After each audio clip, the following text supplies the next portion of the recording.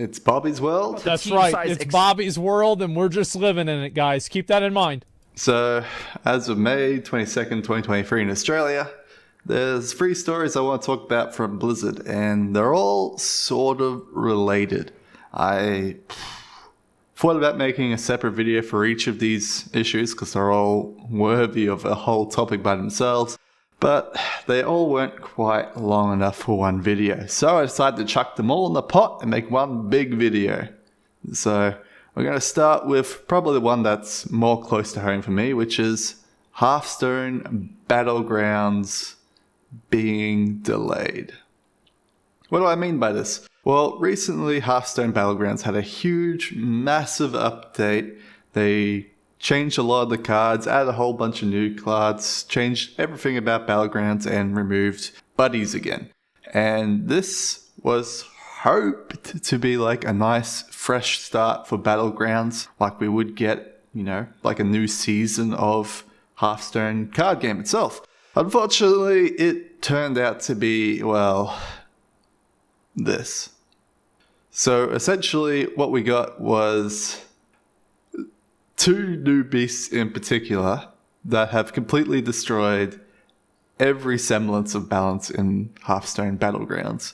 And those of you who don't know what Hearthstone Battlegrounds is, it is a auto battler like Dota Auto Chess before it, Dota Underlords, Teamfight Tactics, and various other games like that. And this is Hearthstone's version of the auto battler, where you buy cards from the shop, you put them on your field, and then they automatically battle someone else's field. And probably the best interpretation of this game is Super Auto Pets. Fantastic game. Really well balanced, really well thought out.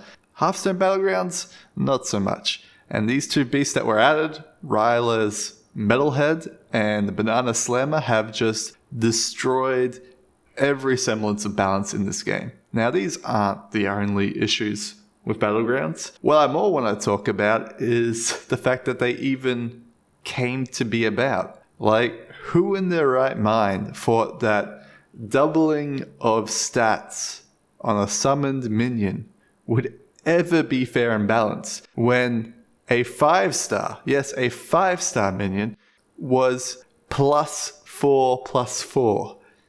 And a 3-star minion, Banana Slammer, just doubles stats. So if the creature was resummoned to be, I don't know, a 50/50 minion, it would become a 100/100 minion, which is just ridiculous. And it stacks with all other buffs, such as Leapfrog, which gives +1/+1 to a random minion when it dies. So it does its jumping, and then after all the jumping's done, it doubles the stats of what that minion got. So say it got jumped to like 24/24, and now becomes 48/48, which is just insane. Absolutely insane. What's even worse is they double this effect if you have 2 Banana Slammers. Now this is just Banana Slammer we're talking about. This is only the first tip of the iceberg of this patch.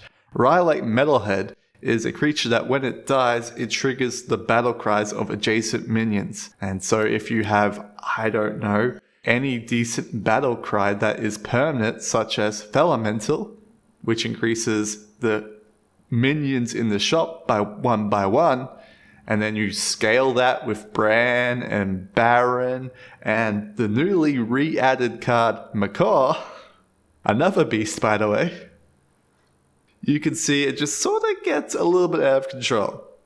Now, these aren't the only issues with the game. That every single tribe has their own sort of broken bullshit. Murlocs has literally the ability to summon other minions from your hand that can be the size of 200/200. So it's basically just summoning a 200/200 to the field. It also has a Murloc that, based on the stats in your hand, it gets stronger at the start of combat. So that could start out as like a 10/10, but if you have like 500 stats in your hand, it becomes a 500 on the board. It's just insanely broken at the moment. And then there's pirates that are just absolutely ridiculous. Every single part about this patch is just unbalanced up the wazoo. And yet they released it. But not only did they release this, they were drip feeding the release of this content window. They started out with 4 tribes, which I believe was Beast, Naga, and I want to say it wasn't pirates, I know that, and it wasn't demons, I know that, because they were released recently. Oh, fuck. Anyway, doesn't matter. They released like only a couple of the tribes, and then they were going to release more tribes as the week went on. And they released another tribe, and then they released another 2 tribes, and then they delayed a release of 2 tribes. Which makes no sense, because you would think when you're doing a release in either drip fed or all at once, you would have all the content made before the release of the first part of the content. But apparently that's not the case in Bobby's world. We don't release full content. We release what we have right now as fast as possible. Who cares if it's balanced? Who cares about any sort of testing whatsoever? The players will work it out, and then we'll hotfix it later. This is just ridiculous and very bad. Needless to say, Battlegrounds has been fun despite this, but it is most certainly not fun for everyone, because once someone starts scamming, well, it kind of ruins the lobby for everyone, because they're getting 1,000 infinite HP on some elementals, just ridiculous bullshit, and it's just not balanced whatsoever, and they can't even release on time. Now you could say, well, you know, they saw all these problems and they're trying to fix all the problems before adding new problems to the game, right?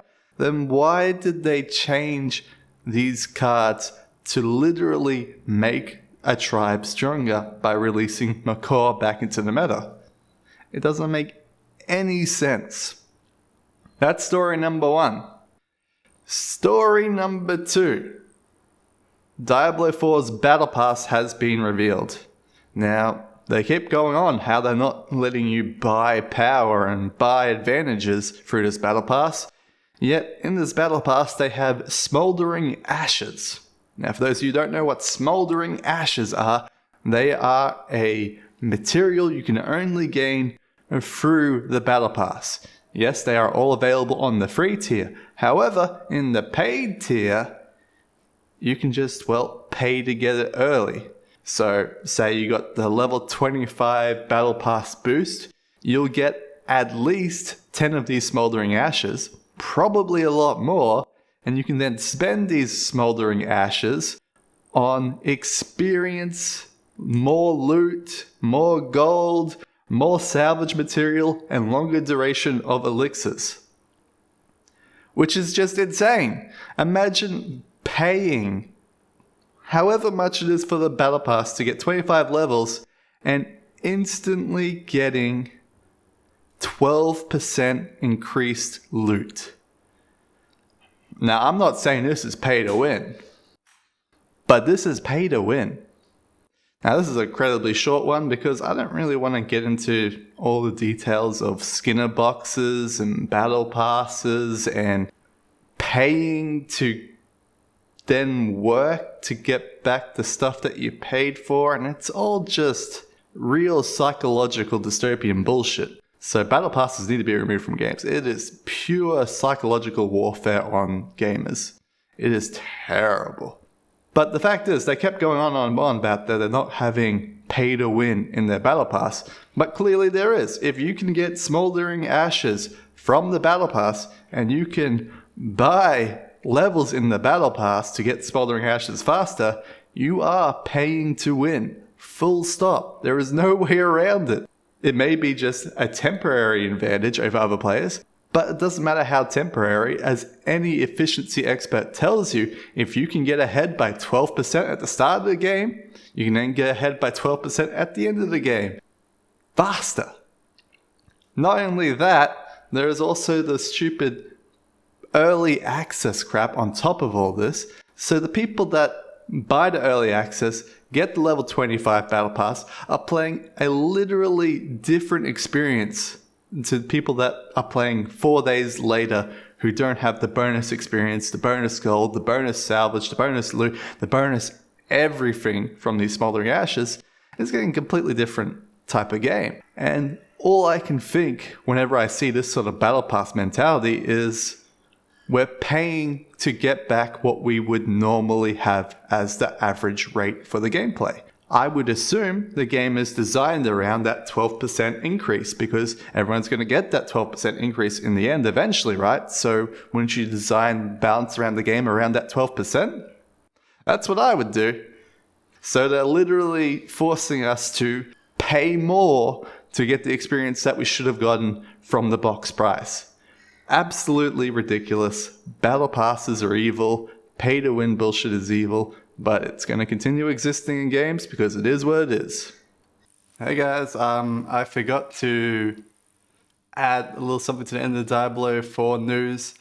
There was a lot of discussion recently about playing World Tier 1 versus World Tier 2. And the difference between World Tier 1 and World Tier 2 is 10%, which, yeah, okay. And basically, the enemies in World Tier 2 are 20% more difficult than World Tier 1. So if you're slowed more than 10% in killing the enemies in World Tier 2, it's less efficient. But my rebuttal to this is just max out your Battle Pass and get 12% more experience and 12% more gold. So the debate between World Tier 1 and World Tier 2 is literally stupid. Just spend the money, bitch. Alright, that's it. See ya. Story number 3, probably the biggest one of this video. Overwatch 2 PvE is dead. Yes, you heard me correctly. The game that was designed to be a PvE experience is completely no longer a PvE experience. Now they are saying this is because it is too much effort to make a PvE experience and those pesky talent trees are the most terrible part about the whole thing. But if the talent trees were the reason why you couldn't release the game, couldn't you just release the PvE part of the game without the talent trees? I don't know about game developers in Bobby's world, but in my world, if you've done the work to create all these maps, all this AI, can't you just release that and just not have these talent specs or even not have it for every single character? I don't know, maybe have it for like the 5 characters that you have completed and have balance and just have a really tight PvE experience? Or was that just not possible in any sort of way because you did zero work in the first place? Like, what is going on here? What is the questions that are being asked? What is the answers that are going on in this world? And this was all announced by the game director, Aaron Keller. This is the guy who should know the most about Overwatch 2 and Overwatch 2 systems. And he's like, yeah, it's like too difficult.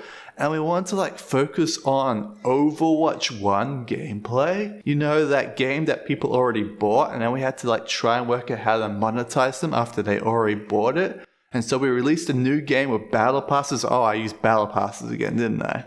But this is all to say, this is all a bigger problem that is going on in Blizzard's Bobby Kotick's world. And we're just living in it. The reason why this is a huge issue is people aren't wanting to work in Bobby's maze. They don't want to be affiliated with breast milk drinking weirdos, people that crawl underneath desks and live in apartments with gigantic posters with frickin' Bill Cosby. I don't blame them for not wanting to work there. But on top of all of this, like, uncool Blizzard posturing, they're forcing people who were employed as out-of-home workers to come into the Irvine offices, which is going to take them at least 2 to 3 hours to get to each day, back and forth. On top of which, it means they have to now pay for petrol, they have to pay for food outside of home instead of just going to the grocery store, having food at home, and then just making lunch at home. They then have to go to a coffee shop on campus, buy some food at campus, and then work at campus. Like, it's not an easy transition for most people to go from working at home to working in office. And now you may say, well, they're spending all this money on this office, they might as well use it. Well, then stop spending money on this office. Like, it's a simple savings. Like, if working in Irvine is too expensive for your employees and it's too expensive full stop, maybe you should consider moving the studio somewhere else that is more practical. I don't know, Colorado seems pretty good. It's very close by to California. I'm sure people will be more willing to move to Colorado than they are to move to California. Just my 2 cents. But because of all this, employee turnover at Blizzard is at a record high.